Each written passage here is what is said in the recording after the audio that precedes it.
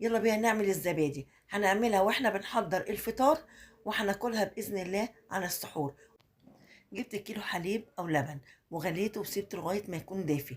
احط صبعي كده استحمله، يعني زي دمعه العين. بعد كده بقى هجيب بوله او اجيب الخلاط بتاعي، هاخد الوش بتاع اللبن.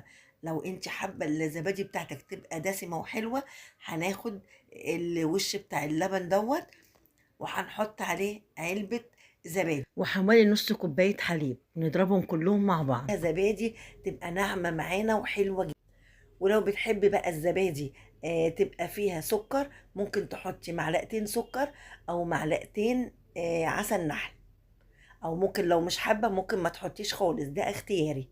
وهنقلب بقى زي ما قلت لك كده بالهاند بلندر، اقلب كله كده مع بعض عشان الخليط بتاعي كله يبقى ناعم. عايزين الزبادي بتاعتنا تبقى ناعمه. بعد كده بقى هقسم الخليط بتاعي على اتنين.